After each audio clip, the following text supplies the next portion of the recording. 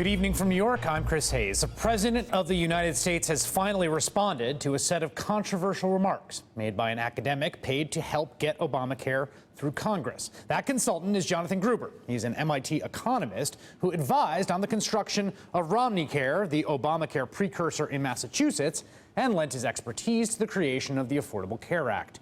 In a series of videos unearthed by conservatives and now being played on almost constant loop on Fox News, Gruber is seen describing key parts of the legislation essentially as a grand bait and switch designed to deceive American citizens. This bill was written in a tortured way to make sure CBO did not score the mandate as taxes. If CBO scored the mandate as taxes, the bill dies. Okay, so it's written to do that. In terms of risk-rated subsidies, if you had a law which said healthy people are going to pay in, it made explicit that healthy people pay in and sick people get money, it would not have passed. Lack of transparency is a huge political advantage. And basically, call it the stupidity of the American voter or whatever. But basically, that was really, really critical to getting the thing to pass. The constant drumbeat of anti-Obamacare coverage on Fox and the right, combined with weeks of negative ads in the midterms, have made their mark on public opinion. A new Gallup poll showing approval of the Affordable Care Act at a record low of only 37%. Speaking to reporters from Australia, where he's participating in the G20 summit, President Obama responded for the first time to the firestorm surrounding Gruber's comments. The fact that some advisor who never worked on our staff expressed an opinion that I completely disagree with in terms of the voters is no reflection on the actual process that was run. We had a year-long debate, Ed. I mean, go back and look at your stories. The one thing we can't say is that we did not have a lengthy debate about health care in the United States of America. Well, it may strike you as strange that here in 2014, with the open enrollment of the healthcare exchanges having just started for a second year, the president is being forced to address a controversy related to comments that pertain to the construction and drafting of the Affordable Care Act way back in the early days of his first term.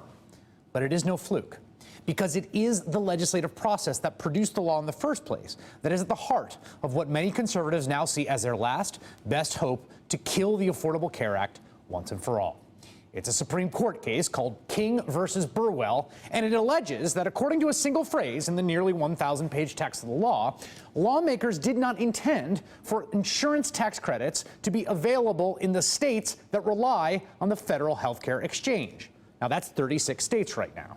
Significantly, the Supreme Court did not have to take up this question at all. It was already scheduled for review by a lower court. But instead of allowing the judicial process to play out, the high court did something unusual. They reached down into the lower court to pull the case into their own jurisdiction against the expectations of many legal observers.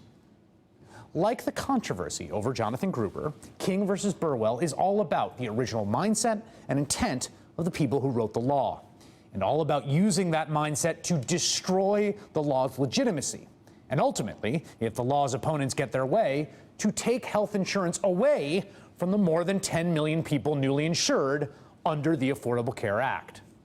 And if the Supreme Court agrees with the law's opponents, it could precipitate a chain of events that causes the entire structure of the entire law to come crashing down in an ugly implosion. So in short, I tell you this. It is no accident that right now, in 2014, conservatives are gleefully debating a legislative process that took place almost 5 years ago in broad daylight. Because what is their alternative? Think about this. They could instead be attacking the existing Affordable Care Act, which is no longer just a 1,000-page bill or some kind of looming future abstraction, but rather the actual law of the land. They could, for instance, be railing against a federal exchange website that's a complete and utter mess. That is, after all, what they did a year ago when the original debut of healthcare.gov turned into a debacle. But they can't do that now, because when open enrollment began this weekend, the website was able to handle 1 million visitors and 100,000 applications, a far cry from the disaster of a year ago, and in fact, enough of a success story to make the website a non-story. Conservatives could be attacking the Affordable Care Act for failing to accomplish one of its main goals, covering the uninsured. But they can't do that because the number of Americans without health insurance has gone down about 25% in the last year. And almost 6 in 10 of the people buying plans for the exchanges were previously uninsured. Well, they could be attacking the law for scaring insurance companies away from the healthcare market. But they can't do that because more insurers are offering more plans on the federal exchange this year than they did last year. They could attack Obamacare for costing the taxpayers tens of billions of dollars more than lawmakers anticipated. But they can't do that because the overall price tag is coming in at about $104 billion less than the Congressional Budget Office previously projected. Of course, they could attack the law for driving up healthcare inflation, accelerating the increase in how much we as a country spend collectively on healthcare. But they can't do that because healthcare inflation has dropped to the lowest rate in a decade. They could attack it based on the fact that premiums are skyrocketing across the board and everyone buying insurance on the Obamacare exchanges will now be paying through the nose. But they can't do that because while some premiums are going up, it's on par with the increases under employer-based insurance. And on average, Obamacare premiums are lower than anticipated. Well, they could go after the law based on outcry from the angry, frustrated, disappointed people who have actually bought insurance through the Obamacare exchanges. But of course they can't do that because the latest polling shows that 7 out of 10 people enrolled in Obamacare are happy with their coverage. In fact, if you take all those different pieces of the law and put them together, they add up to a remarkable and improbable legislative success story, possibly one of the greatest of our time. It's a legislative success story about as likely as landing a tiny rover on a moving comet hurtling through space hundreds of millions of miles away from Earth. And it's all the more remarkable because the criticism of the legislative process that brought us to Obamacare is not off base. It was messy and often ugly. Now, I covered the creation of the Affordable Care Act back when Jonathan Gruber was consulting on Capitol Hill, and I thought I was witnessing the construction of a Rube Goldberg machine to deliver health care that, in order to avoid political pitfalls, had grown so baroque, so impenetrable, and so complex that when the time came to turn the thing on, it would all collapse before everyone's eyes. And a year ago, when the healthcare exchanges did turn on for the first time, and it initially looked like they might implode, I was worried. Maybe the whole thing was too complex. Maybe the critics were right, and maybe, as Charles Krauthammer said, it showed that liberalism doesn't work. We have not just Obamacare unraveling, not just the Obama administration unraveling, not just the Democratic majority in the Senate, but we could be looking at the collapse of American liberalism. Obamacare is the big thing for them.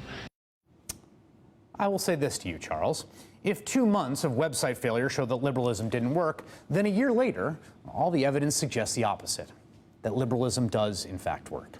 Because what has happened in the last year is that more people got access to health care that's affordable and decent.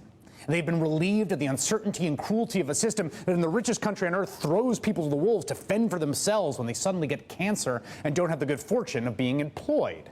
And now, armed with some tapes of an MIT professor saying some stupid things and a few potentially sympathetic Supreme Court justices, conservatives are looking to destroy all of it, to blow it all up, to grind it into dust and raise the Affordable Care Act to the ground based on no principle other than their implacable ideological opposition to the project of providing health insurance partially through the government.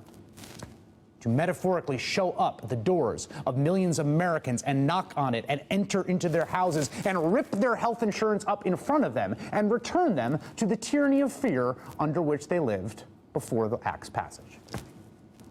And that is where we stand.